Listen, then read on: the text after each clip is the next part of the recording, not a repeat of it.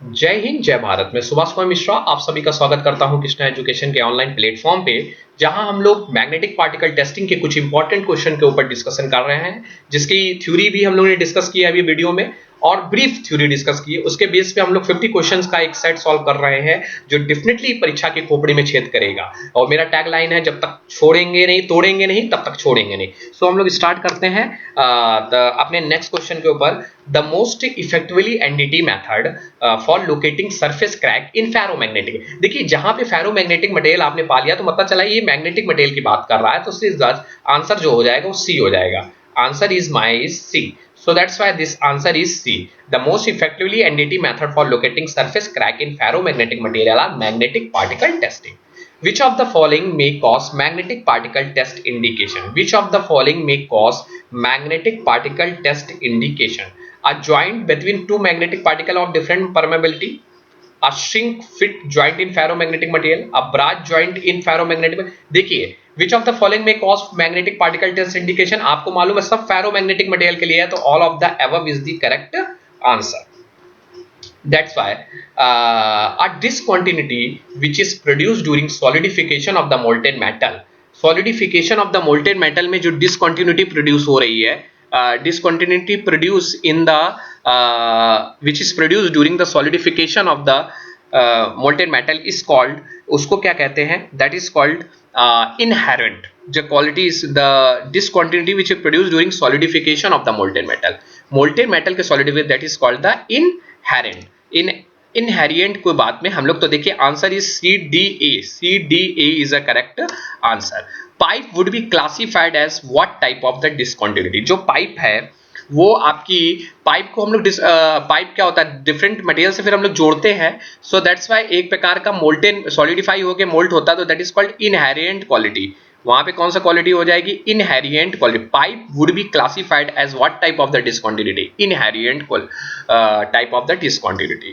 A seam would be classified at what type of the a seam would be classified at what type of the seam। एक प्रकार की क्या होती है, हमारी वेल्डिंग डिफेक्ट होती है, वो प्रोसेसिंग में के ड्यूरिंग आता है। जब हम लोग बनाते हैं रेजिस्टेंट वेल्डिंग करते हैं तो एक प्रकार की प्रोसेसिंग है। So that is called a processing type of the discontinuity.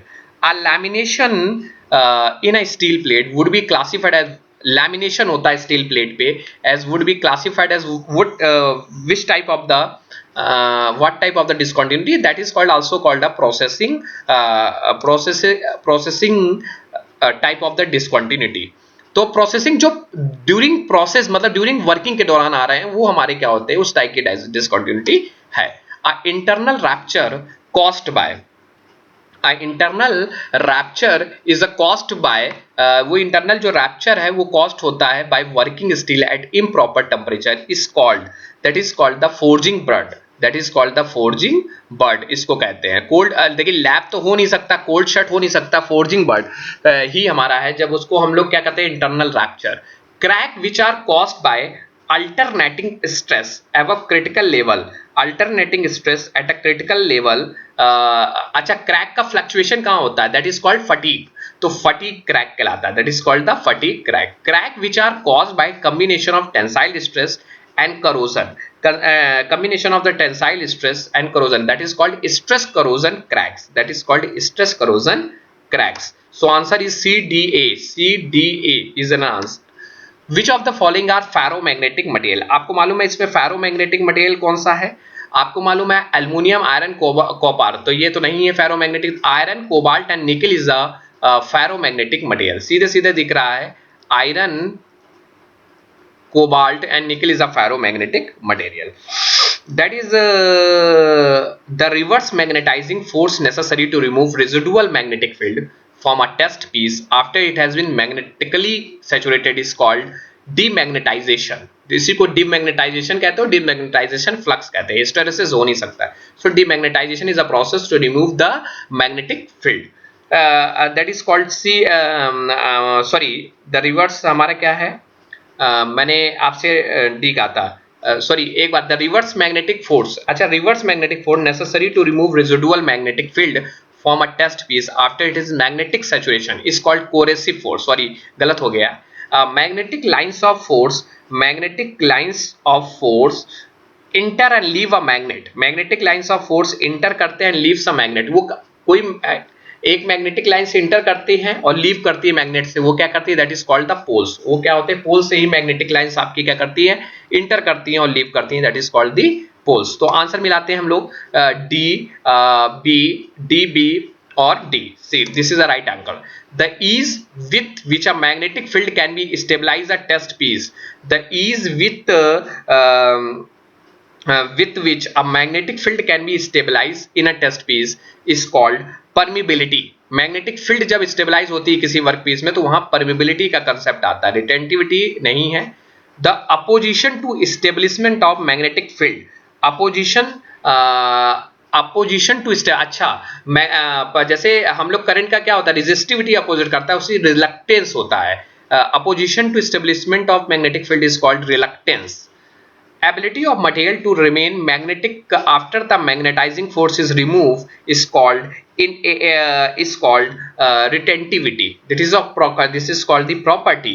The ability of material to retentivity क्या होता है, the ability of material to retain magnetic field after the magnetization force is removed, that is property is called the retentivity। Answer मिलाइए C हमारा A and B, so this is the correct answer। A magnetic field which is contained completely within the test piece, a magnetic field which is contained completely within the test piece is called एक magnetic field है जो contained करता है which is contained completely within the test piece is called circular field. वो हमारा क्या करता है, नॉर्थ पोल से साउथ पोल जब निकलता है तो एक सर्कुलर फील्ड बनाता है, कंफर्म फील्ड होता नहीं, लॉन्गिट्यूडिनल फील्ड होता नहीं। So that's why answer is, ये क्या कह रहा है, field which is contained completely within the test piece, ऐसे हमला का गोल गोल एक बनाता है, so that is called the circular field. Which of the following produce a circular field, कौन यॉर्क प्रोड्यूस करता है, क्या प्रोड्यूस करता है, हमें मालूम है किसको, हेडशॉट। हेडशॉट हमारे क्या होते हैं, जो बर्न कर जाते हैं, हेडशॉट इधर लगे रहते हैं, एक साउथ होता है एक नॉर्थ होता है, तो क्या करते हैं, सोलेनॉइड इनके बीच में होता है, और ये आपको हमारे वीडियो में हेडशॉट के बारे में बताया भी गया है, यहाँ से आप क्या करते हैं, सप्लाई दे देते हैं। सो that's why headshot. A technique which is used to find transverse discontinuity at the end of longitudinally magnetized bar by the use of transient current is called fast break technique, that is called a fast break technique। Answer मिला लेते हैं CBB। So that's why this is answer। A leakage field is the strongest when a discontinuity interrupt the magnetic flux lines angle of 90 degree. 90 degree पे क्या होता है, वहां पे leakage field हमारा क्या होता है, स्ट्रॉन्गेस्ट होता है, ये हमने अपने आपको बताया था।